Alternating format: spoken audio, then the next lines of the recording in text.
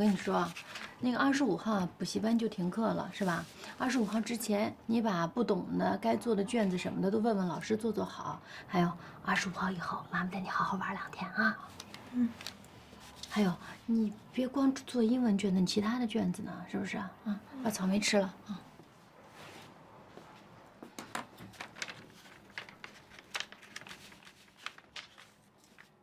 回头妈妈抽空把你这个钟的电池给换了啊。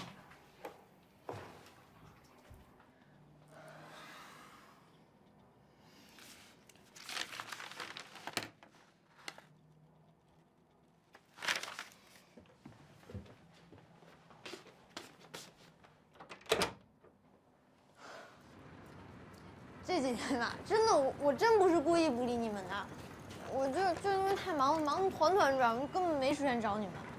你能忙什么呀？吃饭睡觉打豆豆，天天不就那点事儿吗？哪有事？到底怎么了？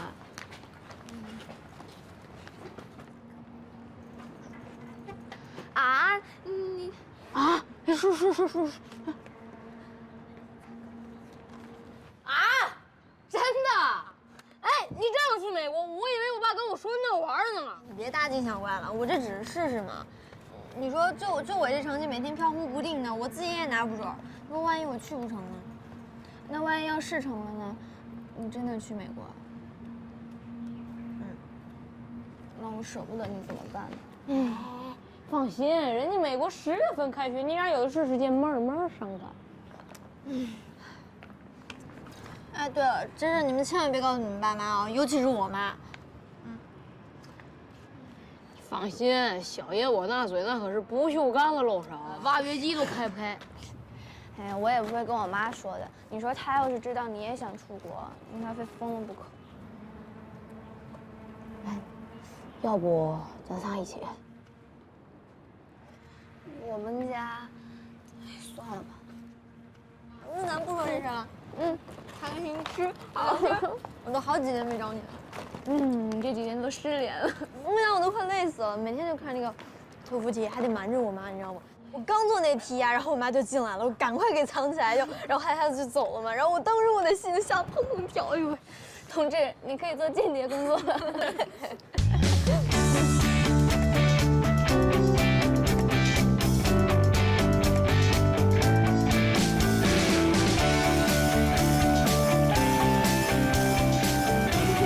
饿不饿？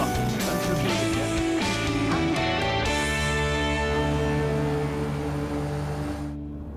朵儿，今天最后一堂课怎么样？还行吧，老师就是讲一些到时候考试的什么，就是应试的一些技巧，然后其他也没多说，就是让我们放平常心，别再做题了。有信心没有？有的。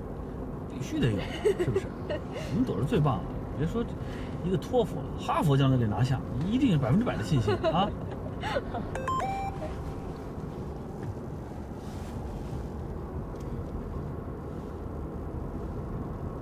怎么了？谁呀？爸。嗯。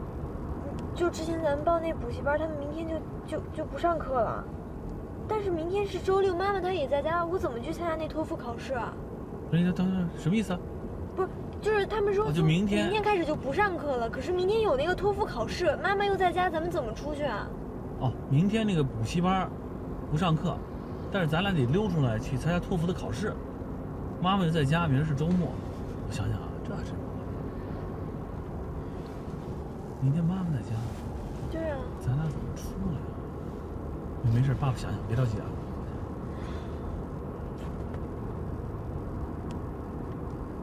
肯定有法子，我想想。没事，我想想，别皱着眉头。啊，我想出一好招来。朵朵，你这个补习班的话，怎么没有个结业考啊？考个成绩出来，看一下也没这会。啊，考了没有？来，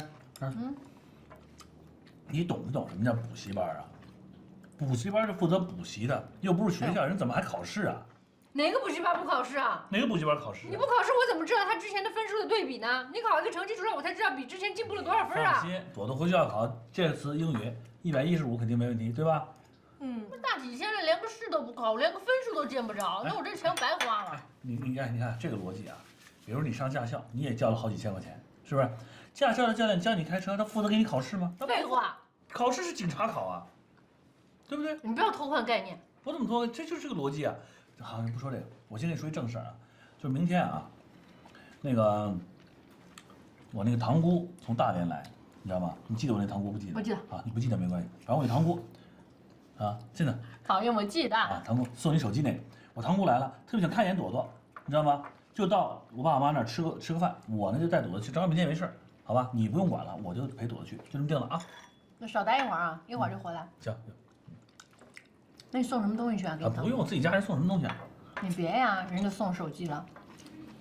哎呀，你把我那个门口有个大礼包，你给带过去。你这化妆品老太太。哎呀，里面有保健品。好，你说我送的？行。我送的。那你送的对，是肯定是你送的。这样对我爸我妈的好都是你做的，对我爸我妈不好都是我弄的，就完了啊！你不是规定吗？就是。我有对你爸妈不好吗？跟肯定没有，是吧？别学你爸，讨厌。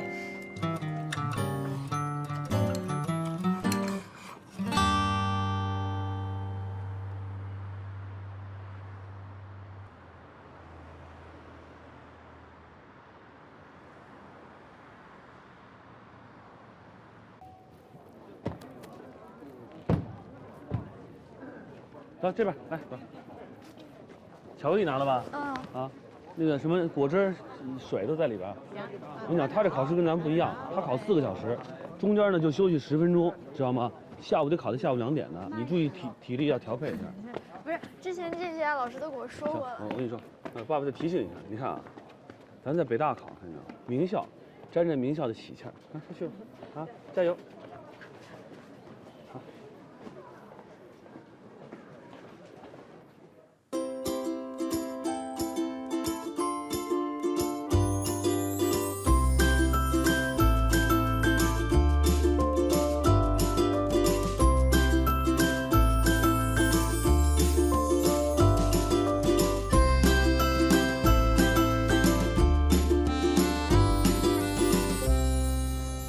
你怎么跑来的？我特地过来给你送吃的。嘿，这太细心了。那什么，哎，我先不吃，我先不吃。你不是明天一早飞机吗？你不赶紧把行李收了？早就收好了，我才过来的啊。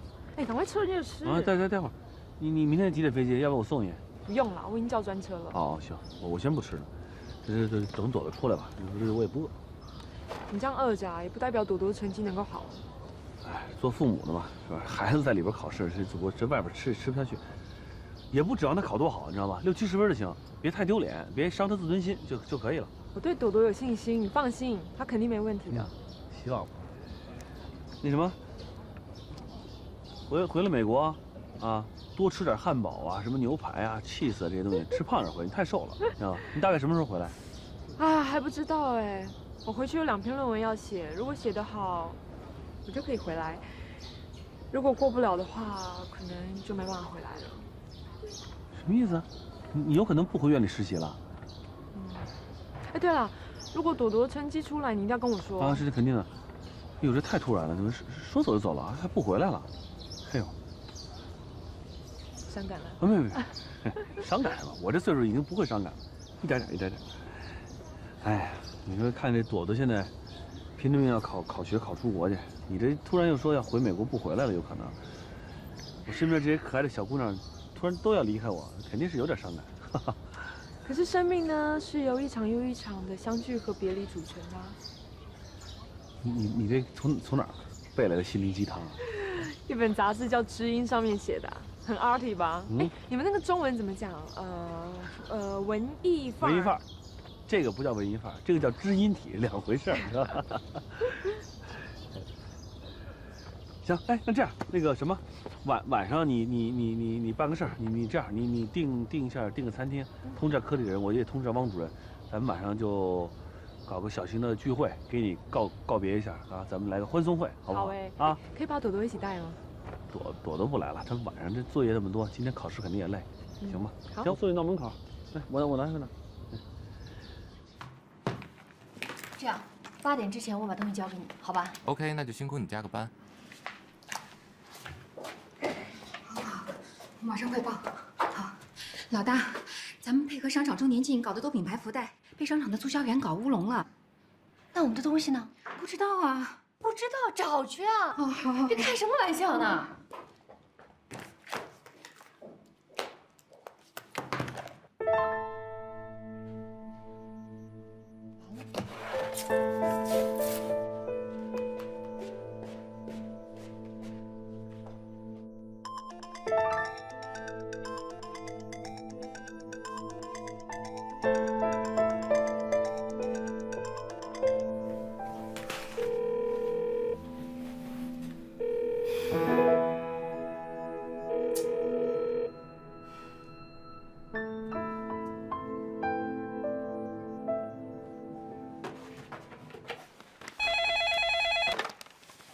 喂，喂，爸，哎，我是文杰。哦，文杰啊，啊，什么事儿？方圆在吗？方圆儿，啊，方圆儿，哦，上卫生间了。啊，那你让朵朵接个电话。朵朵啊，朵朵她，睡午觉呢。那这样，爸，你找一下，方圆不是给您拿了一个福袋吗？这不是给姑姑的吗？你在那个福袋里边找一下，有一个叫瘦身茶素胶囊的，你把它拿出来，那个不能吃。啊，什么茶？瘦身茶素胶囊，那个弄错了，那个是减肥的，你别给姑姑吃。茶素胶囊，我看看啊，这好多种呢，是哪个呀？就这几个字嘛。瘦身茶素胶囊，因为我也没看见，我也不知道是盒还是瓶，你找一下。这样，你妈妈来了，让她跟你说，你说。文杰呀，哎，妈，你看一下，那个里边有一个瘦身茶素胶囊，我不知道是盒呢还是瓶儿，你找一下，那个不能吃啊，你赶紧拿出来。放哪儿了？那这样吧，你还是叫方圆吧，我跟方圆说。哦，方圆啊，方圆，他陪他姑姑遛弯去了。爸说他在洗手间啊，不是？啊，他倒垃圾去了。他到底去哪儿了？倒垃圾去了。那妈，您叫朵朵接电话吧。朵朵睡觉呢。妈，我这边事情特别着急，我不管朵朵是不是睡觉，现在立刻马上叫她。文杰，有你这种口气跟婆婆说话的吗？啊，你的教养到哪儿去了？你这是尊老爱幼的样子吗？是这样的口气来质问老人吗？啊，我跟你说，他们父女哪也没去，啊，今天是托福考试，圆圆陪着朵朵去考试去了，就这么回事儿。哎，文杰。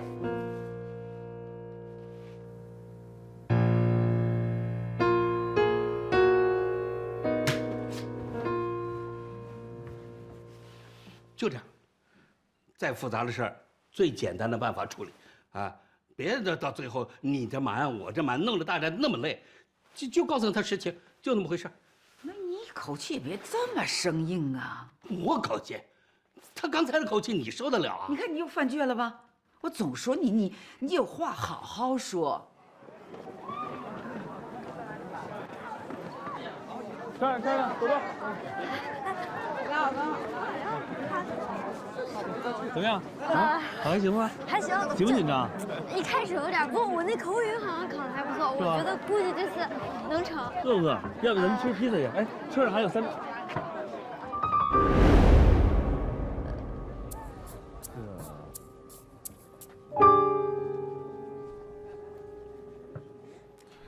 反正事情就这么回事儿。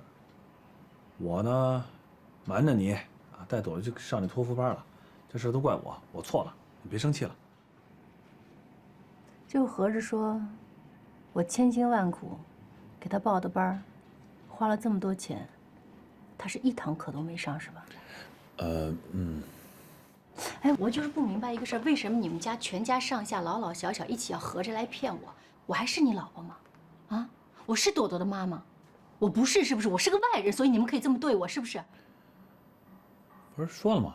这我错了，就是我的。你这次错没有用，你每次都是虚心认错，你坚决不改。你小点声儿，你小点声行不行？这事我也有我的苦衷啊。你有什么苦衷？你可以这么瞒着我，是不是？我也有苦衷，我也可以无法无天，我不管不顾啊。你当初怎么跟我说的？你说夫妻俩最重要的是坦诚，坦诚相待。你跟我坦诚吗？你跟我老实吗？你先别激动，我不激动，是吧？我慢慢跟你说，行不行？哎呦，你说。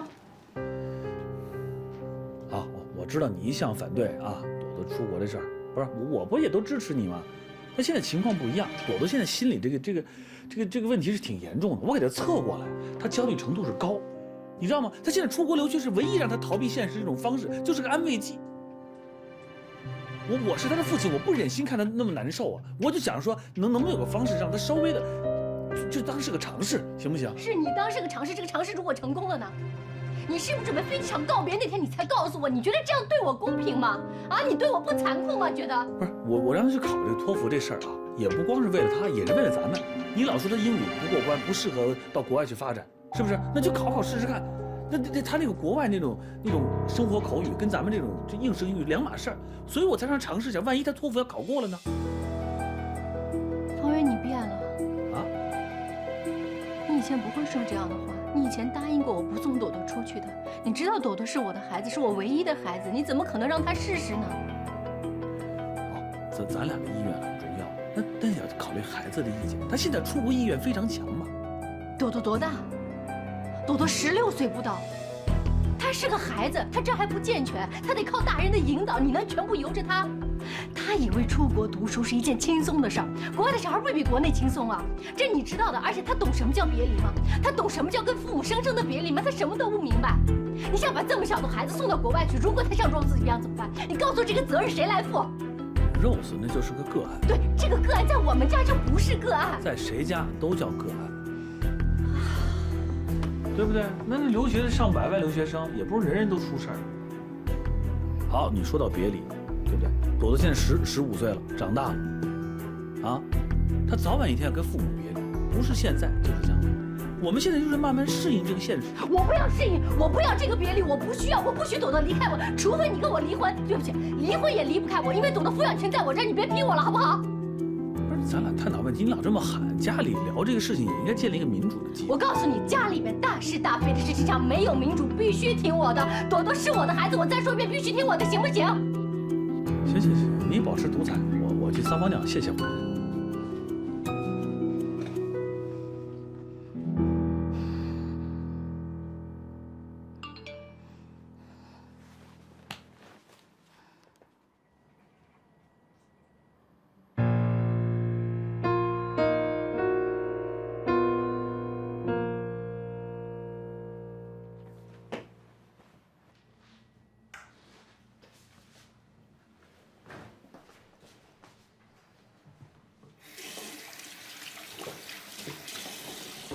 我说你主意怎么这么大呢？现在啊，原来有小姑娘给你撑腰是吧？你怎么翻我手机呀？我不是翻你手机，我就是看到了。我要是不看到的话，你们还故意把我蒙在鼓里呢。请问，周嘉诚是朵朵妈还是我是朵朵妈？我们家的事要周嘉诚跟你商量啊？不是你脑子有毛病吧？啊？周嘉诚是我徒弟，是我学生，他之前给朵朵辅导过英语，现在关心一下有什么问题啊？没问题是吧？没问题，为什么今天晚上7点半4叶寿司准时哟，还准时哟呢？哎呦，我发现你可太有意思了。明天早上8点，人周嘉诚飞机回洛杉矶了，过完年还回不回来实习都不知道。今儿全科同事请他吃个饭，来个告别宴，有什么问题？我问你。没问题啊，不是周嘉诚这怎么就走了呢？人回国怎么不能走啊？你是不是觉得我们俩有事儿？我告诉你，他是我学生，我们俩清清白白，什么事儿也没有，跟食堂那个汤一样，嘛都没有。就没有好了，那么大声干嘛？你自己平时每次都说他这个好那个好的。哎，我就是觉得他好，有什么问题？他就是好，他就是出色。人是美国医学院的高材生，对不对？文可以上手术台，武可以去修理汽车，有什么问题？独立自主。我希望朵朵有一天长大了像她那样，有问题吗？那我还崇拜林青霞，我还喜欢张曼玉呢，你怎么不知足啊？他好是他的事儿，不是他优秀是他的事情，跟我没关系，我也不嫉妒。为什么不那？我生气的是为什么？你跟我不坦诚相待，你跟他坦诚相待，你把家里的事情跟他商量，你们俩在做我孩子的主。童文姐，我告诉你啊，你是方朵朵的妈妈，我也是方朵朵的爸爸，对不对？啊，你知道朵朵现在承受多大压力吗？啊，她现在是焦虑症，将来就是抑郁症，你有想过吗？这孩子现在整宿失眠，你知道一小孩失眠多痛苦啊！啊，饭吃不下去，睡觉睡不着，体重蹭往下掉了3斤多，你想过没有？啊，你就光想着你的想法，你对朵朵的要求，你想过朵朵的要求吗？朵朵的意愿吗？好，我们现在做父母，你们永远想说我对孩子有多好，我多爱他。你有想过孩子对你有多好，他有多爱你吗？啊，你听我讲完，朵朵为了满足你的意愿，为了不让你失望，忍着劲儿上那个补习班，你知道他有多痛苦？他忍着呕吐，忍着焦虑，忍着失眠，你想过吗？你非得等着有一天像那个 Rose 一样神志不清了啊，你才觉得严重是吧？啊？他在国外受的什么压力啊？也是学业的压力，也是同学之间的压力。那这样好啊，安妮还毅然决然的把这个 Rose 从美国接回来，为了他的健康接到中国来好好疗伤。朵朵现在受什么压力呢？不也是学业的压力吗？不也是同学之间留言的压力吗？我们为什么不能为了朵朵的健康，把朵朵送到国外去留学，让她的身体能好一点呢？好，再者说了啊，我也没有说马上要把朵朵送出国去，我也不想把朵朵送出国去。朵朵也是我的女儿，我也舍不得，我也不希望她离开我。但是，如果为了孩子，我们能尊重她的意愿，为她想，我们就算舍不得也让她走啊。你知道朵朵现在啊，方朵朵现在为什么这段时间情绪好？你知道为什么吗？就是因为上了托福班，她知道有可能能出国，她状态就不一样了。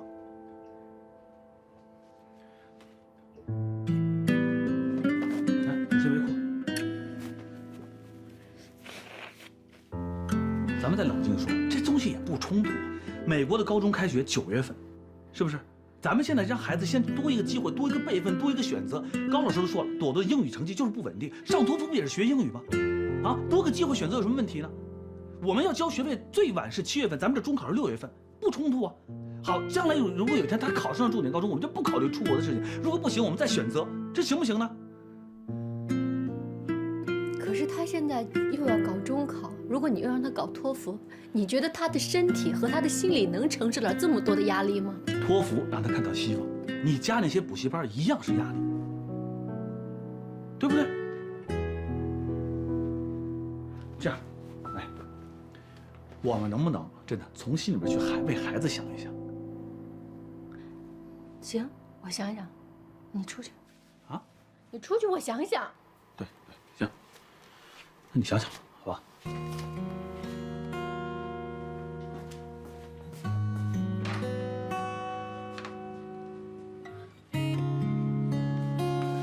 妈，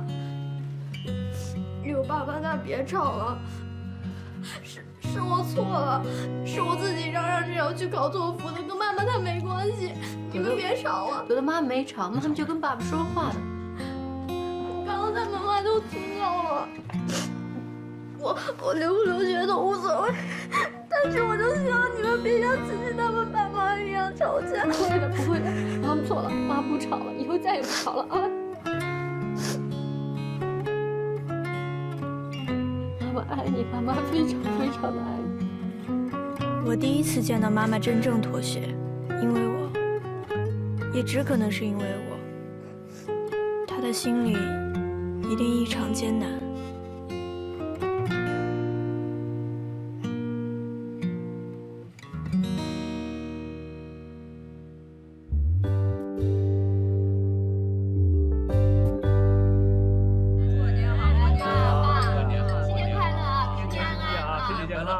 进步啊！媳妇儿一年比一年更漂亮啊！你财源广进，我就多做手术啊！少做手术，身体健康嘛。对，不，造福人类嘛。不是，祝全国人民都健康啊！来一块吃饺子。来，文杰啊，哎，知道吧？这次这个春节，我觉得过的是非常有意义。为什么？哎，因为你呀，终于支持朵朵出国了，而且把她想通了这个事儿。哎，我认为这不是个小事儿，这说明你已经上了一个台阶，已经有一种战略的眼光来看这个问题了。我跟你妈妈呀，特高兴。爸，其实不是什么战略眼光，就是从他的角度去考虑，也都是为他好，真的。文杰，他们男人呐，根本都不懂“儿行千里母担忧”啊！你现在有多舍不得朵朵，我当年就有多舍不得欢欢，你知道吗？那个年代呀，漂洋过海到国外去，那是件大事儿啊！这一想到得几年才能见上一面啊，那时候妈呀，伤心呐，整天一想起就哭啊，眼睛都哭肿了。我现在一想啊，您欢欢在美国事业有成，生活也挺幸福的，孩子长得也挺好的。哎，一琢磨以前的惦记呀、担心呐，也都值了，是不是？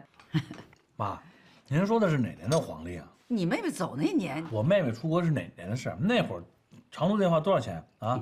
打一美国电话1分钟10几块钱。我跟你讲，我妈呀，奶奶守着电话掐着表，知道吧？生怕多说一句话，腾点过去了。那可是。你看奶奶可省钱了。你现在你又有什么微信视频通话，又是 FaceTime， 那个免费分分钟，对不对？而且机票也便宜，打折几千块钱，起身就走了。什么没跟原来不一样，没事，不用那么多担忧，对吧？现在是。其实爸妈，你也知道，我从小到大这个情况，我爸妈妈走得早，等于呢，朵朵就是我唯一的孩子，这是真的是。方圆，你别生气哈，爸妈妈也别生气。我觉得这个世界上唯一真正跟我有血缘关系的就是朵朵，所以我可能会比别的妈妈更加焦虑，更加紧张。就朵朵一要走的话，我真的，因为之前他也答应过我说，咱说好的，朵朵18岁之前不离开咱们的。但方圆也说服我了。因为这一切都是为了朵朵好，所以呢，一过春节以后，我就赶紧找一中介，赶紧张罗起来。哎，找什么中介呀？你看欢欢在美国，那学校好啊坏，他心里肯定都清楚，还花那份冤枉钱干什么？什么？行，好，别说这个了，来吃饭吧啊！还有，好像该我说了吧？啊，您说，今年这个春节，我觉得过得特别有意思。这个，所以呢，我就跟你妈妈商量了。红包啊，不给你们了，直接送一车。想得美了，哪来的钱呢？我最没有成本的事儿给你们，几句话送给你们，啊，听着，你们的女儿其实不是你们的女儿啊！爸，我向你保证，朵朵一定是方圆的孩子，真的。不是，别急，这不是我说的。也不是户籍警察说的，这个是美国19世纪初一个著名的诗人叫纪伯伦他说的。听了，他的原话是这样：你们的儿女，其实不是你们的儿女，他们是对生命自由的渴望而诞生的孩子。他借助你们来到这个世界。但却非因你而来，他就在你的身边，却并不属于你。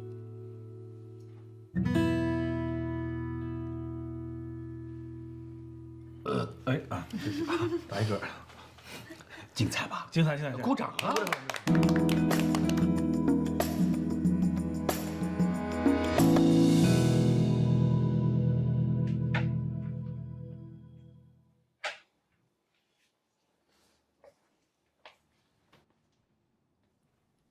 朵朵睡着了吧？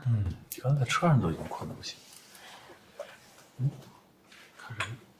看爸爸刚才念的那首诗啊。你可以给予他们的是你的爱，却不是你的想法。因为他们有自己的思想。你可以庇护的是他们的身体，却不是他们的灵魂。因为他们的灵魂属于明天，属于你做梦也无法到达的明天。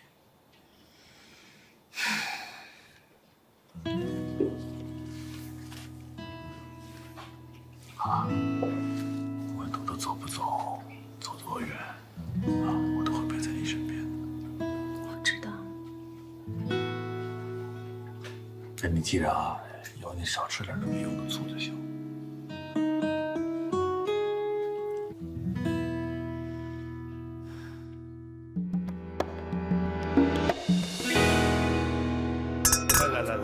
来，气色不错呀！恭喜发财啊！恭喜发财！来了，鱼来了，来年年有余啊！好，来吃吃，多尝尝好。哎，多尝尝啊！来，郑总，你先来，你先来，干一杯，干一杯，多吃点。小雨，饿了吧？想吃什么？阿姨给你做。没事，忙着呢。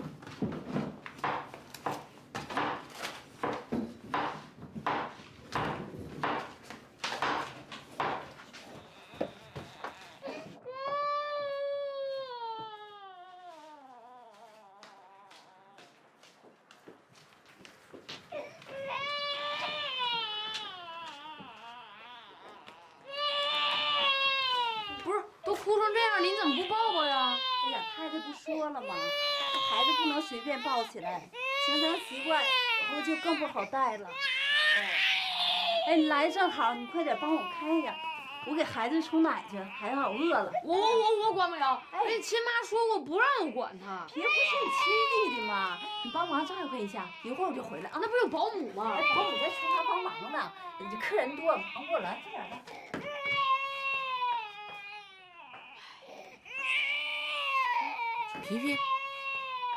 皮皮乖，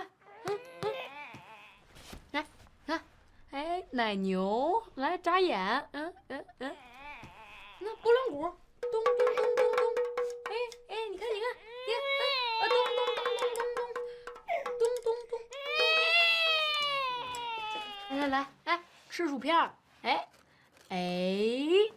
薯片儿，来张嘴啊，来舔一口，来张嘴啊，舔一口，可好吃了那个，来啊，张嘴张嘴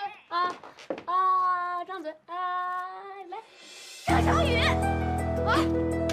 那皮皮是你亲弟弟啊，你怎么能这么害他呢？啊，你心眼怎么能这么黑呢？不是，我怎么了我？小孩子不能吃盐，那薯片上有盐，你不知道啊？我哪知道？你想过来，孩子来了。不是你的意思，我常年害他呀？那怎么办？我跟你说过多少遍了，不让他过来看皮皮，你把我都换到耳旁风了。你以为我愿意接近啊？吵着啥呢？这你是客人，他给皮皮喂薯片，那薯片上有盐。张小雨，你干啥呢？你整天你没事干，你这个祸害我外孙子，你这是个。爸，你杀人了！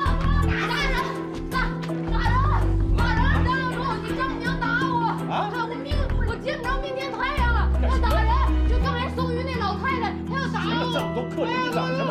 他要打我，我完了。怎么回事？他打我。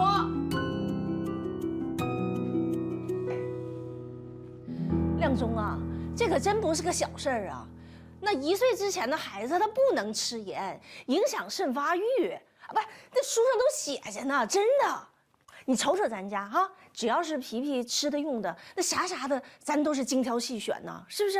哎，你说就这面巾纸，纯天然的，是吧？咱啥都得用最好的。那皮皮是你亲生的孩子。行了，您老别生气了啊，消消气儿。那个就那么一块薯片，上面也沾不了多少盐，没那么严重，是吧？那个，哎，小雨，满月的时候我还拿筷子蘸酒让他尝呢。而且他还没舔着那薯片啊！你给我闭嘴！再说我揍你了。行，向蒂娜阿姨赔礼道歉。我不，凭什么呀？你以为我想逗皮皮呀？那不是那月嫂硬拉我来的吗？我真是忙不过来，谁知道就那么一会儿发生这种事儿。你还不认错啊？休想！老张，别的事儿我可以体谅你，但这件事绝对不行，这对我人格侮辱。平常都笑语长、笑语短、和颜悦色的啊，一到见真章的时候，你就露出你后妈脸了吧？说啥呢？你这是？你们宫斗撕逼片看多了吧？这回我会谋害我亲兄弟啊！你别以为你们在背后嘀咕没人听得见，隔墙有耳。你们不就是想让我可劲儿折腾，然后让我爸烦我、讨厌我，把我赶走，让皮皮独占张家那份家产吗？你胡咧咧啥呢？你闭嘴！小雨，你们自个儿心眼是脏的，瞧见别人都是黑的。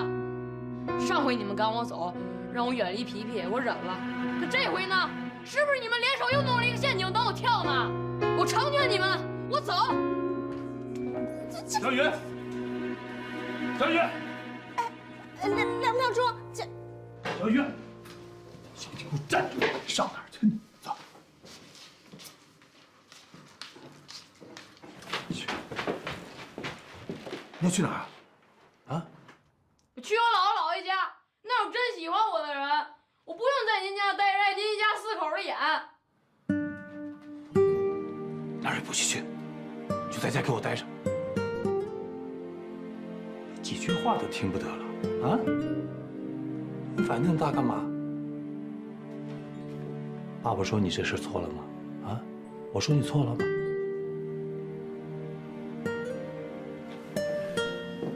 爸爸让你赔不是，就是让你给他们一个台阶下，知道吗？你瞧你刚才那嗓子喊的啊！家里这么多客人，你以为咱们家怎么着了？爸爸丢脸你就高兴了？行了，啊，爸没怨你啊，回屋去，有什么事没事再说，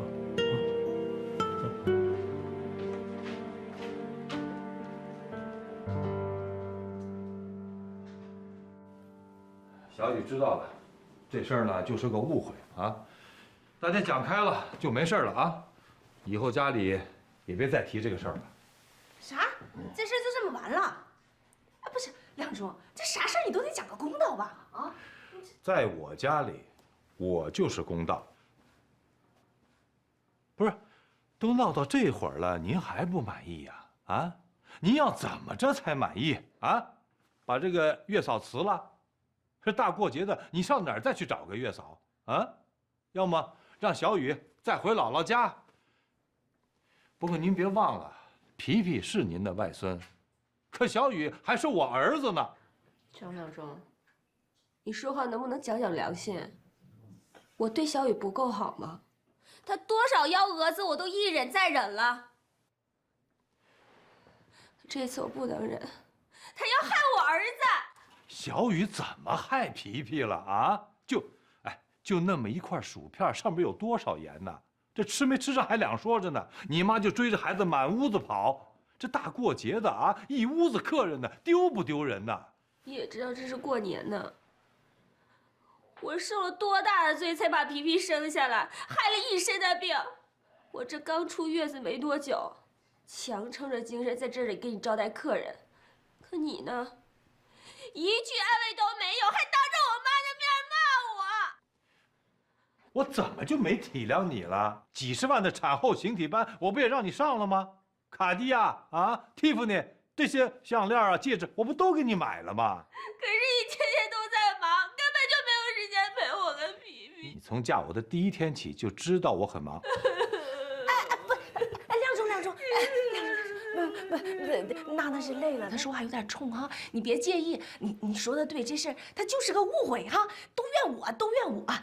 哎呀，你消消气儿啊，别生气，回头再弄得眼病犯了，你说对。不好意思嘛啊，也怪我刚才呢说话有点冲，真的，你别往心里去啊。这个你劝劝娜娜好吧，这大过节的，这大家都高高兴兴的好吧啊。我去陪小雨啊。那你陪小雨哈。那呀，别哭了，哎呀，这三婶掉眼泪，倒霉一整年。哎呀，快，哎呦，擦，来，擦，快！你说你平时你老劝妈忍着点，你说你今天你咋自己没搂住呢？这事儿咱不能再整大了，回头倒霉的那不还是你跟皮皮吗？妈，我从嫁过来就忍，我生了孩子还忍，我这日子什么时候才能忍到头啊？哎呀，别哭了！哎呀，你回头哭坏了！行了，别哭了。哎呀，乖，哎呀，哭坏了身子了，快！爸，跟你商量个事儿吧。说。我想回姥姥家待几天。小雨啊，差不多得了啊！今天这事儿本来就是你惹出来的。刚才在外边，我把蒂娜和她妈已经训了一顿了，这事儿就算各打50大板，你就别没完没了的了啊！不是，我不是这意思。哎，你冷静点，听我说啊。你说这大过年的，我姥姥姥爷在家，也没有个小辈儿，怪冷清的。我刚才打电话拜年，我姥姥都快哭了。我的意思就是，我回去待几天，代替我妈陪陪他们。而且我也确实想出去待几天。你说咱家现在为这皮皮，你跟蒂娜阿姨吵了多少次架了？你是我亲爹，我不忍心看你受这夹板气。我这一走，家里也就清静了。我索性出去待几天，你也能省点心。这蒂娜阿姨刚生完孩子，老吵架对她也不好啊。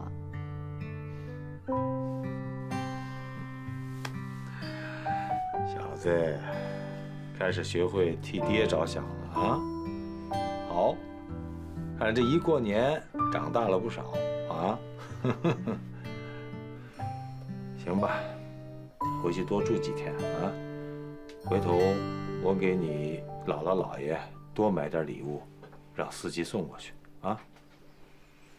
好嘞，那我明天一早就走。虽说这事儿啊是因我而起，但是你和蒂娜阿姨，还是别再吵架了，特别是当着皮皮的面，千万不要再吵了。为什么？虽然皮皮还小，但是他听得见的。我小时候，你跟我妈吵架，我也都听得见。好，好，爸爸知道了。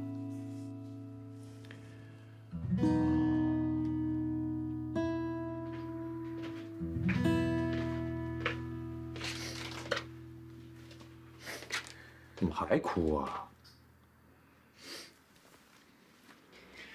哎呀，好了好了啊！我刚才这酒劲上来了，说了几句胡话，对不起啊，我错了，别生气了啊！哎，对了，咱明儿去燕莎吧。你上次不是看上那包了吗？谁稀罕那些破东西啊？我要的是你的态度。我的态度就是一视同仁，以后凡是小雨有的，皮皮也少不了，行了吧？要是小雨以后再害皮皮呢？哎呦喂，你别那么神经过敏了。我刚才都网上查了都，这小孩吃点盐没事儿的。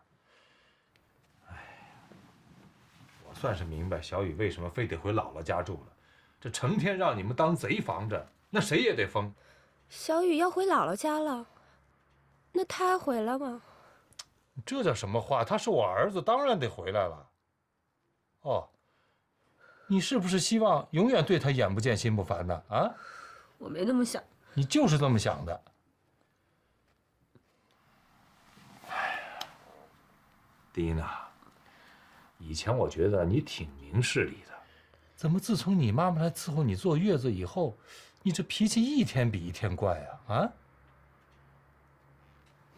要么这样吧，等过完年挑个日子，把你妈妈送回老家，给她包个10万块钱的红包，就算她这段时间的辛苦费。你还真当我妈是保姆啊？你爱怎么想怎么想，反正这几天啊，就把这事儿给我办完。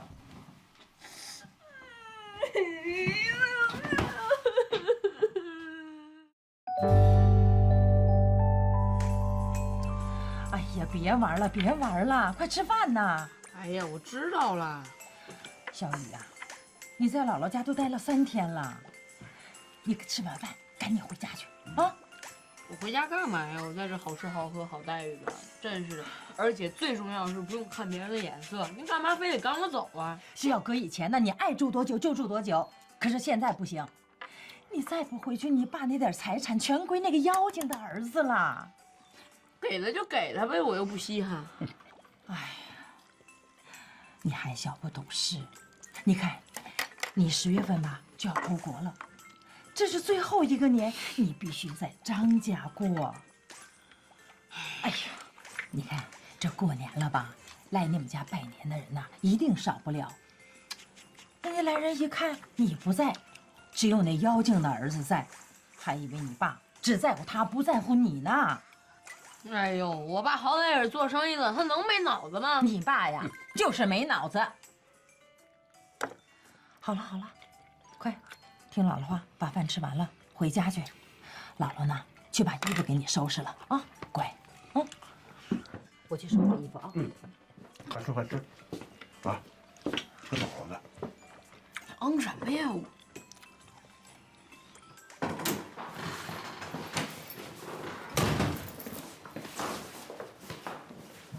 我爸呢？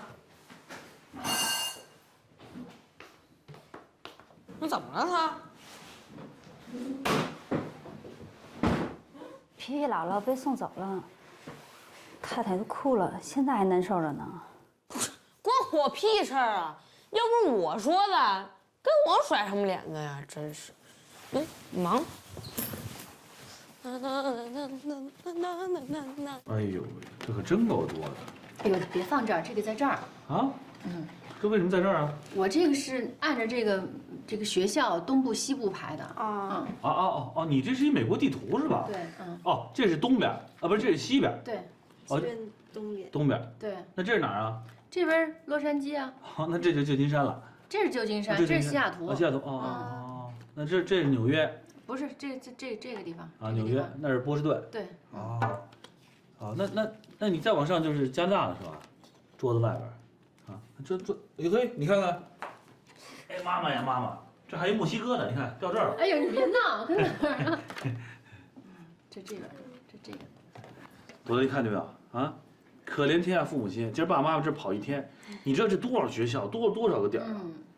我们今儿是真是见识了，太多的爸爸妈妈想把孩子送到国外去了，而且太多爸妈真是那是费了劲了，为孩子。今天我看见一个妈妈啊，说什么高中送都晚了，初中就要送。初二。对，初二就送走，说越小送的话，这个语感好，然后还有什么孩子的人际关系，这妈真不是亲妈，我觉得。啊，这才叫亲妈呢。那个，我拍张照。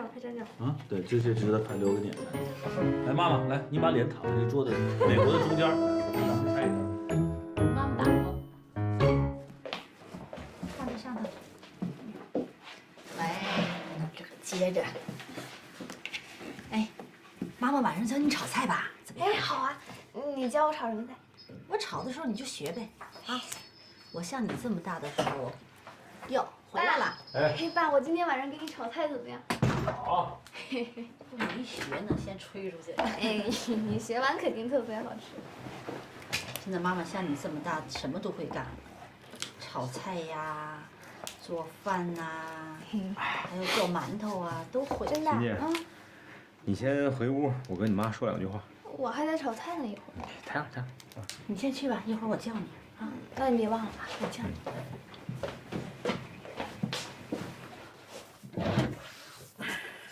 什么事儿啊？啊？怎么了？琴琴出国留学的事儿，你现在怎么想啊？留学的事儿啊，我都不想了。怎么了又？这阵子我老琢磨这事。你怎么想的？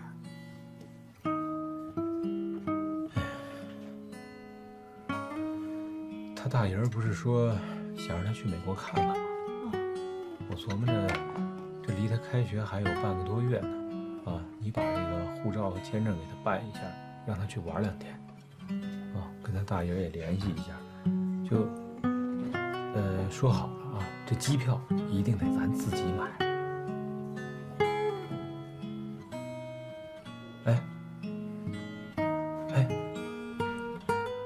不是，我没听错吧？你同意了？想让他去看看呗。他要真觉得那儿好，他愿意在那儿待着，那咱们。下一步再考虑怎么办出国留学的事儿，啊？那当然了。你说，要是孩子不喜欢待在那儿，咱也不能愣逼着他呀。是。你说你这人也真是，光办这些手续就得1个多月呢，你也不早说了。我也得琢磨琢磨呀。反正不行就暑假再去呗，也不差这半年。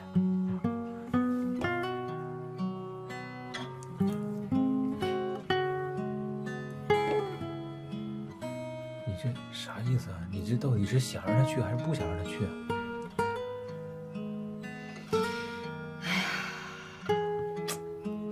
我就是挺高兴的。你说真是让你能想明白了，挺不容易。我今天晚上就把那个表下载下来，先填表，然后啊，哎，对了，这事儿先别跟秦秦说，到时候给他个惊喜啊。行，我就怕你这不是惊喜是惊吓，你把他给吓着了。倒是把我吓着了。哎，今儿不在家吃了，咱们出去吃。行，走。秦秦，走。走了，吃饭去，出去吃。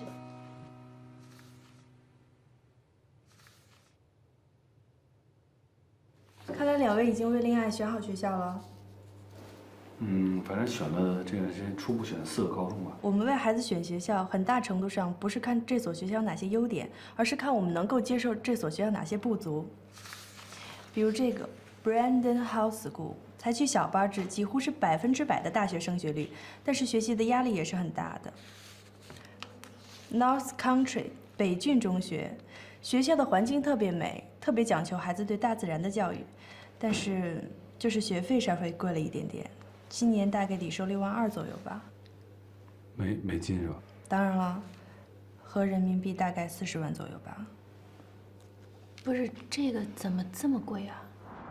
我跟你说，这个中介明显是蒙事儿的，40万一年哪儿要啊？佳妮跟我说了，也就20万一年。他就是利用这信息不对称，你知道吗？他利用信息不对称赚这黑心钱，这叫什么你知道吗？这叫5行缺德。我跟你说，这家我肯定不找了啊！你手上不是有其他家的名片吗？其他家中介再问问。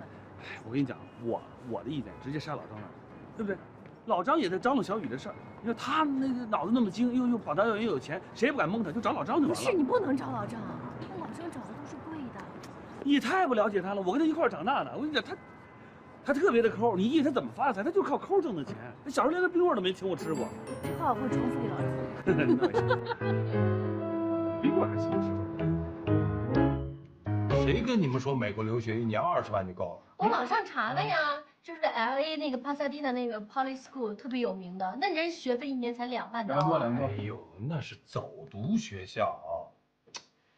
哎呀，合着你们2口子这些天啊，逛了那么多的这个中介了，怎么什么还都不知道啊？行，我给你们科普一下啊，来，听好了啊。这个美国的高中一般呢，它就分2类啊，一类呢是这个寄宿，一类呢是走读啊。这个寄宿呢，一般呢规模比较大啊，封闭式管理，外籍学生比较多，校规也比较严，学费呢1年大概是4、5万美金。哎，这个走读呢，教学质量略微比这个寄宿稍微低那么一点点啊，当然也得分具体学校。总的来说呢，就是你上完课就走人，人学校不管住，你自个儿得在外边找房子。哎，这个呢，学费呢，这个走读基本上是寄宿的1半。哎，我原来呢，本来给小雨呢想报一个寄宿的，什么管理不是严一点嘛。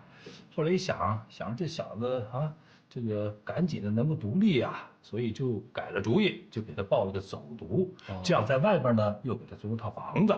哎，那合着那中介也没蒙咱。没有，我跟你们说，美国的好一点的啊，寄宿高中，比方前50名吧，这种学校1年乱七八糟加在一起，怎么也得50、60万人民币。50、60万？哎，我告诉你，就是那走读的，也少说也得30万的。所以啊，要我说呢，这不该花的钱就甭花啊。我既然已经给小雨租了套房子，朵朵就跟小雨一块儿搭班住一块儿不就完了吗？是不是？不，这真是我也是，到时候再说，你自己去。滴了电话啊。等一下啊！哎，蒂娜，是蒂娜吗？啊，不要紧。嘿，蒂娜说，怎么这么贵怎么了？啊？那可不，你想当年，你欢欢出去上学，一年还10几万，那都是哪年的事儿了？嗯。哎，咱们家现在有多少家底儿？基金股票100万。7、8万加在一起120万不到吧？120，就算120，朵朵如果是上40万一年，也就够上3年高中。这美国高中还是4年。你看啊，我这个奖金加工资30万，你那边20万出头，20来万啊，加在一起50万。对，咱们这个1万2的房贷啊，每个月是跑不了的，7、8万我算了一下，基本上平均我们一个月开销要8000。2万。然后还有24万，3万块钱的这个保险。27万，50减27，一年能存个23万左右。你不敢生病，你也不敢出去玩了。那要不然这样呗，就住在欢欢那儿，对吧？就干脆走读。你要是省了这住宿这块，一年20、30万，咱还是负担得起。哎，是欢欢，我承认他确实有点性子太直了，跟炮筒子似的说话啊。但是他对朵朵还真喜欢。你忘了他那去年春节回来，还给朵朵买一个最新的mini iPad 呢。我知道他喜欢朵朵，两码事儿。我是觉得住在那儿啊，那有什么关系啊？我自己亲妹妹，那都是方家人，有什么关系呢？那当年他出去上学的时候，你还帮他带孩子呢，对不对？我要不行，我跟他说，这自己家亲戚自己妹妹有什么不能说的？就这么定，行不行？你问问吧。行，我问。这突然就降温了啊！吃饭时候没那么冷的感觉。哎，小妮，我这天怎么突然就变冷了啊？是啊，这么冷天干嘛去了你们？不是，跟那个张两忠在那咖啡馆吃点东西，说那孩子留学的事儿。哦，对了，我还想问你们呢，我怎么听晴晴说你们开始给朵儿看学校了？啊？怎么想通的呀，文姐？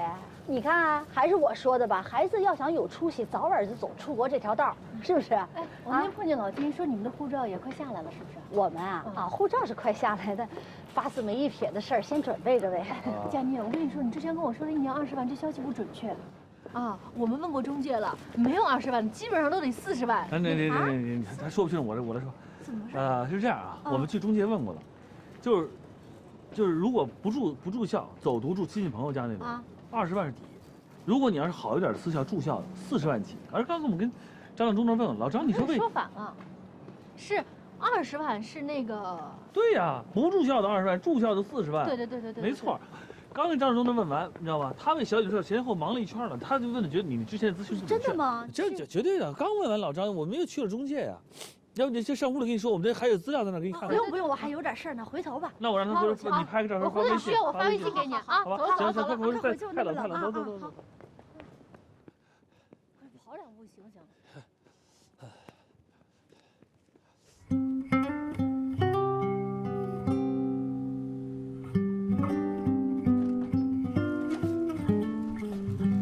哎，妮儿啊，我弄了点羊肉，你待会儿发点香菇粉丝，咱支个锅子啊。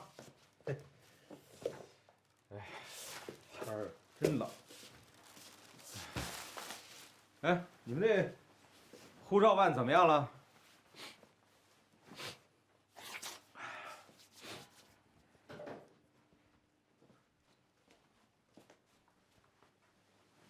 你琢磨什么呢？你坐下。怎么了？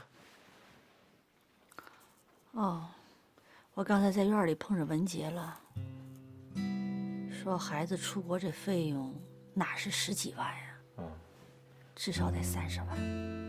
多少？30万？哎，你上次不都算过了吗？吃住在你姐家，然后再加上他有那个奖学金，不也一年也就10来万块钱吗？那都算错了，那10几万还好了呢。就算咱舔着脸吃住都不给姐钱，光算学费，至少30万。妈呀，一年30万，那上3年学就是90万，那再加4年大学，这得多少钱啊？所以呀，算了，我看秦秦出国这事儿也甭去了，别回头孩子去看了看，说妈妈我喜欢，咱怎么说？去不了，家里没钱。就说他爸没本事，挣不着钱。你也别这么说，怪就怪咱就是异想天开，白日做梦。你说本来想一年要是10几万，咱勒紧裤腰带攒一攒，30多万。看看人家家的孩子，说走就能走，像咱们这种家庭，算了，别说了，不想。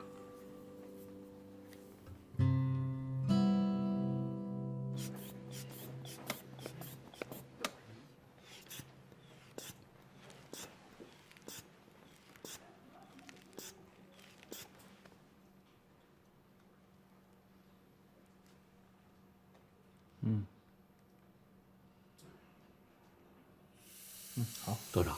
没问题，不高吧？不高。朵朵看见姑姑那股亲热劲儿，没问题的。到了美国，我相信欢欢肯定像对待自己亲儿女一样的对待她的。那什么，反正就是跟他说说呗，对，或者我再给他打个电话。哎妈，你要忙我打吧。你爸血压怎么样？没问题。来，吃点水果。那我给您长点测一下。我测什么呀？哎，我都来了，你给测一下。我的血压好着呢。哎呀，你别说好，你测嘛，你这坚持每天。我跟你俩说哈，你别着急。欢欢没接这个电话呢，可能正忙着。公司不是准他假了吗？这次没赶回来。正月26他一定是会回来的啊。到那时候咱们一家几口人坐下好好商量，来得及。你说是不是？你妈这个主意不错。真的，这事儿我也觉得，不是一个电话、2个、7、8个电话能说得清楚的。对，得坐下谈。先别说话，干脆就等他回来，咱们坐在一块儿，群策群力，集思广益，通力合作，对吧？行啊，没什么问题。嘿，你们俩这个还是电话给他先打个招呼，好不好？啊，先打招呼没问题。刚才你俩这说话的劲头有点什么啊？精诚合作，共同抗日的意思啊？为了孙女儿嘛，我就这么一个宝贝孙女儿，咱们共同抗日。来，儿子，吃一个橙子吧。哎呦，这个朵朵那个托福考试成绩下来没？快出来了，就这2天，我到时候去查一下。然后那个，反正我跟文杰的商量商量，尽量还是选就是离欢欢近点，他要忙就也别麻烦他，等回来再说啊。对，亲妹妹在国外，那还不得借点光？实在的亲戚，没问题。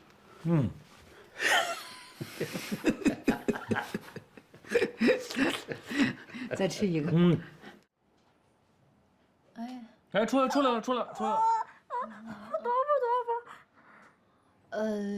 ？68分，稍微是，就是已经尽力了，但是这分儿还是有点不上不下。什么叫尽力？这非常好了，头一回考托福，好多人考好多回，我跟你讲，都到了这成绩。那天那个老师不是说了吗？这个一般来讲啊，这考个2、3次是很正常的，而且每次能提高个10分、8分，知道吧？我下次一定能考得更好。那肯定的，那必须的呀，你知道吗？啊，你属什么呢？没有，我这看看他这每一个 reading 这 listening 这个分数是多少嘛？就是这个分比较低，我下次对你这写作稍微低一点，对不对？然后呢，咱这样，给你报个托福班，是吧？行。哎，你说是不是应该把下次托福考试这名也给报上了？什么报托福班啊？什么报名啊？他这是初3的最后1学期啊！初3最后1学期，他这又是中考又是托福，他哪儿吃得消啊？我能吃得消，我绝对能吃得消。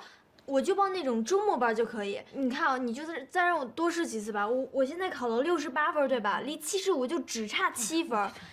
你们说，就是再给我几次机会，我没准我踮踮脚，我加把劲，我就能够上了。让我再试几次吧，这才第1次。好，只要你身体吃得消，你不嫌累，你喜欢就给啊，好吧？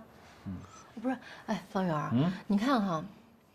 咱报的这几所学校呢，离方欢的这个家倒是挺近的，是吧？近是近了，但是咱不知道他们这个托福分数线是多少，你是不是要打听打听？是，这是要都哎呀，你别着急，这要查的事儿忒多了，你知道吗？我回头去中介，一个是啊，这所有咱要报的学校的分数线，还有这些学校怎么申请、怎么报名，这一系列的事儿要弄，知道吧？就非常复杂。真是得脱层皮啊！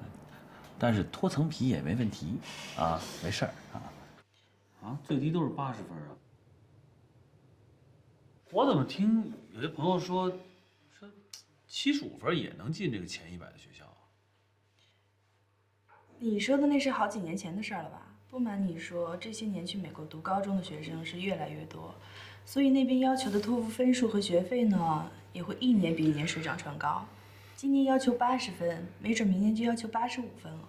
因为学校也要通过这种硬性的标准来筛选出优质的生源。哎呦，那这就没有什么别的方式吗？你这个分数能不能让，比如说他能相对低的分去录取？因为我女儿现在是这个情况，她上一次托福考了个60多，是肯定还是要再努力，但是75到85，70到85，那差着15分，那我觉得压力还是挺大的。这恐怕没有什么途径，除非另外获得过一些国际类的奖项。那没有，这都没获过。那个什么呢？那个我有一个朋友啊，他说他比较有钱，反正是大款土豪。他呢，这个就给孩子说给那学校捐了一个图书馆，说就可以免了他那成绩，因为孩子学习不太好，英语更不行，说就可以直接录取。你这种情况你是怎么做到的？你知道是哪所学校吗？好像是叫什么温泉，水晶温泉，水晶 Crystal Spring Upland School。啊，好像是这个啊。据我所知，这所学校的管理是非常严格的啊，毕竟乔布斯的儿子是从这儿毕业的。哦。另外，这所学校的图书馆在加州的规模也算数得着的了。我想他不会以免除入学成绩为条件，来随便接受国内人士的捐助吧。哦，那您的意思是？都是同行，我也不方便评论一些友商的作为。不过这些年确实有很多公司利用信息的不对称性，声称可以办理免考，却用那些成绩不佳的家长们交纳高额的中介费和捐助费。等到孩子们到了美国的时候，发现问题却已经晚了。你稍等一下啊，我打电话跟他确认是不是这学校。哎，老赵。哎，我问你，你给小雨，就是你说捐了一图书馆，申请的学校叫什么名字呀？英文你记不记得？啊，那我说你看是不是这个叫 Crystal Spring Upland School， 叫水晶温泉，是这个吗？就这个是吧？你捐了多少钱啊？大哥，您上当了。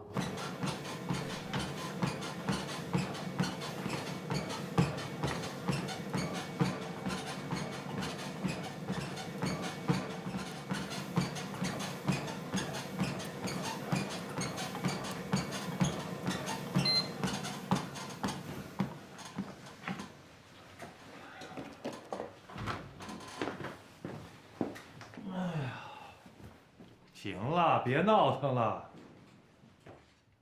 这心里就够烦的了，这年还没过完呢，这回到家连个笑脸都看不着。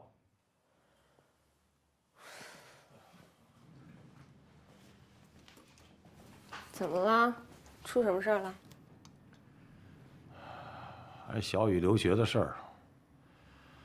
我刚去了趟中介，把他们办公室给砸了，差点没打起来。你没受伤吧？没有。看我有钱好说话就骗我，说什么捐个图书馆就能免考。幸亏方圆发现了里边的猫腻儿，要不然老子就栽了。跟我来这套，我告诉你，我要不告诉他们，我就不姓张。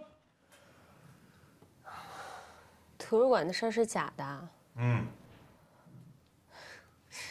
张亮中啊，你说你这么大一个老板，啊，什么世面，什么刀山火海你没见过呀？怎么一谈人小雨的事儿，你就这么容易被人骗呢？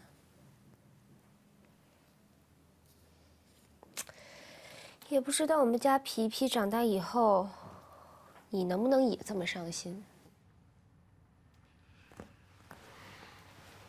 放心啊，到那时候，只要我还有一口气儿，我一定对皮皮也这么上心。你满意了吧？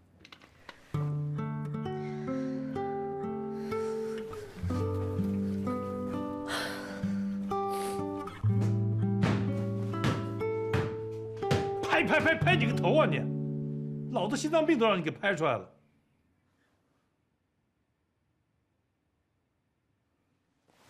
我回来。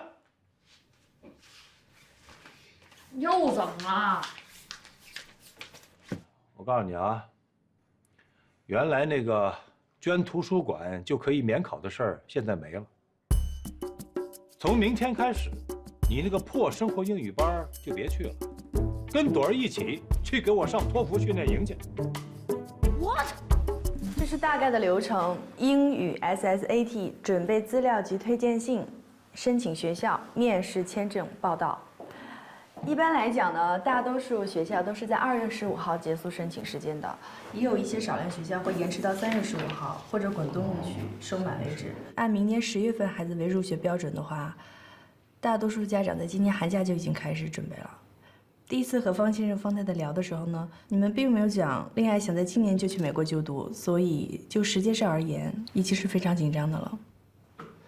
哟，那你说我们还来得及吗？我们还有2次的保底考试机会，而且我们选择的学校 list 中有3所都是滚动录取的，应该机会很大的。可是，方圆，这朵朵现在要弄托福，还得弄这个 SSAT 是吧？然后这马上下周就要开学了，我觉得就是8只手也来不及吧。人家都是提前1年准备，我们这可能有点悬。理论上应该还是有机会的，毕竟 SSAT 考试除了是英语命题之外，它其实的难度和水平是比国内中考要简单的多。外国那个学习其实比咱容易。你什么都懂。这是刚说的。另外，我们也可以改换申请方向，放弃考托福，改考托福 Journey， 也就是小托福。你们俩商量的怎么样了？你们家到底去不去啊？这是你啊！我之前满世界都放出风声了，小雨要出国留学，这到时候不去了，我不自个儿打自个儿脸吗？哎呀，我说实话，我不想让朵朵去了，我觉得太折腾了。不是，你听我说，你折腾来折腾去干什么呢？孩子那么累，还不如咱们好好的准备中考，明年再说。你先打住，你这话怎么说给说回去了？咱当初选择让朵朵去出国，考虑出国，为什么呀？不就怕她中考考砸了？不是多手准备吗？你这么说，等于这段不白忙活了吗？对，方圆说的对，那中介不是说了吗？从现在到3月中，也就1场 SSAT 了。孩子们再辛苦，也不就1个月嘛啊，反正成不成就看天意了。而且你别忘了，你当初你自己答应朵朵，让她多试2个月。因为我答应，什么都是因为我答应了，这责任都是我来担，是不是？你一点责任都没有。我有责任。好，我去想办法，好不好？本来就是你想的。我现在想办法给小雨、朵朵赶紧再报上什么冲刺班啊，就反正都安排满了。礼拜1到礼拜5，这个什么大托福、小托福是冲刺。礼拜6、礼拜天，然后就上那个 SSAT 的提高班，行了吧？啊，我跟你讲，反正这样，这schedule排上够美国总统忙活一阵子。是，反正你就不怕朵朵累好了。不是，你这人要有梦想，这总得流点汗、流点血，是不是？你才能够最后，那对俩孩子来讲，这也是种挑战，也是种磨练嘛，就是人生第1次大考验。是，这个话是这么说，但是咱们呢也得汲取点经验教训嘛，也不能全信这中介的，他万一他没全说实话呢，是不是？文姐，你这英文和电脑都不错，你上网联系一下咱们选的那些学校，再查查。查，我一直在查，我哪天没在查？老张，你随便嘴巴一动，我就在这儿查。我跟你说，所有的活全是我干的。你现在有点焦虑，你喝点柠檬水缓缓。来，你喝点，你缓一缓。好，你辛苦啊。哎，真是找事儿。小托福。哎，这托福还分大小，你知道吧？这托福，还有一个叫 SSAT， 这俩东西。SSAT 就相当于是这个人家美国这种私校的中考。托福干嘛呢？就是给咱们这些个国际生，比如你不是美国人，不是英语国家的，你就要考他的语言考试。语言考试托福，你要是托福考不过去，你可以降级考一个叫做小托福，叫托福 Junior。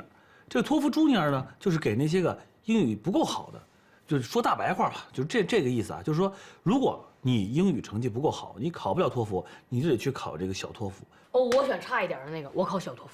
你这点出息。我还是想考托福，要去就去个好点的学校。那我也考托福。不管小托福、大托福、老托福、中托福，朵儿选哪个我就选哪个。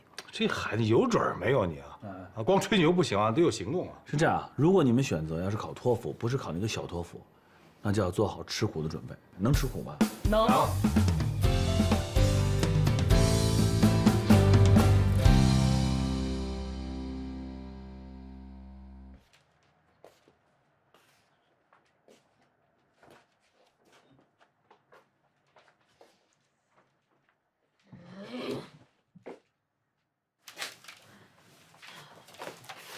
哎，张小雨，你干嘛呢？不背单词？我不背了。哎，不是，这背单词是最基础的基础，是咱们要迈出的第一步。你连这单词都不肯背，那你怎么出国留学啊？我不想出国留学，是老张上赶着我的。他要不求我，我才懒得受这罪呢。其实一开始我也不想出国留学，但是我只要一想到班里那些嘲笑我的同学，你别怕，我跟你说，下学期我就在我书包里搁一板砖，谁再敢瞎逼逼，我就直接上去招呼他。这真的真的。哎，感激不尽啊，大侠。不过说实话，你说咱们着急努力试试吧。那如果咱们真的考好了，可以出国了，那就算走运。但要是没考好的话呢，那咱们就认命呗。就算去读职高，我也陪你。行，有你这一句话啊，那这英文单词就算是 shit， 我也给它背下来。哦，原来你家现在已经天下太平了。我妈现在好久都不惦记我出国这事儿了。哎，我跟你们讲，我爸我妈现在感情越来越好了。哎呦喂，方朵朵，你知不知道高中部的理想已经转学了？是不是被你爸妈给吓走的？对呀，是被你爸妈吓走的。我看就是被你爸妈吓走。哎，你们别瞎说。请问这件事情和你们有关系吗？关你们屁事儿！人家理想不单单特地在春节的时候给我发祝福语，还邀请我去参加他们的专辑见面会呢。怎么，他们没有邀请你们吗？哎，朵儿，人家理想怎么能邀请他们这种丑女呢？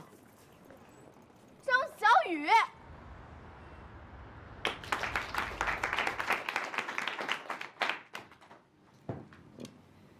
首先呢，我要谢谢大家对我的祝贺，我也非常的荣幸能够升任到我们大中华区的总经理，这也是我升任后第一次开我们这个团体的会议。之前安妮在的时候呢，为了便于管理，把我们几个销售团队呢整合到了一起，交给了 Jessie 统一管理。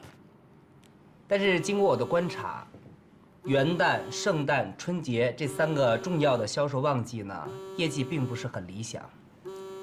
所以为了提升我们的销售业绩，也便于我的管理，所以经过我们总部的研究，对不起啊，我接个电话，因为是美国长途，我不知道号码回不过去。好，我们等你。不好意思，1分钟啊。Hello。Hello。Yeah. This is Fandor's mommy speaking.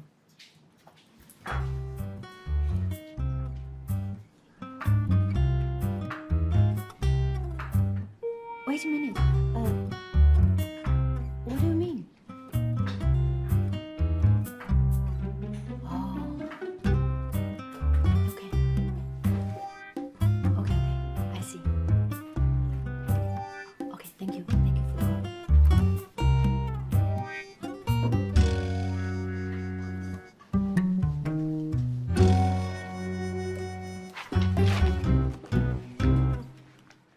为了提升我们的销售业绩，便于我的管理呢，经过我们总部的决定，从今天开始，我们将整个华南地区单独划分出来，交给戴安娜负责，也是为了减轻 Jessie 的工作压力。所以戴安娜以后有什么问题呢，可以单独向我汇报。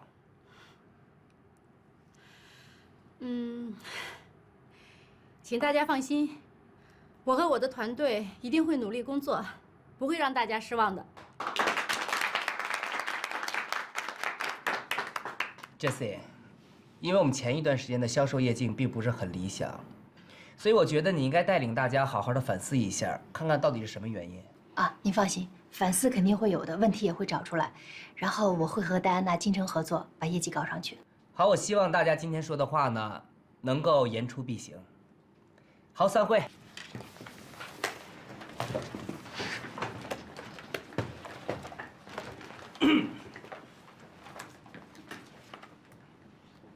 Carrie，大恩不言谢。你对我做的这一切，我心里都清楚。你放心吧，我以后一定会努力工作，不会辜负你对我的期望。我确实跟总部说了你很多的优点，但主要还是你比较优秀嘛。好吧，总之还是谢谢你。以后你有任何事就尽管吩咐吧。总的来说呢，我们还是有个好的结果。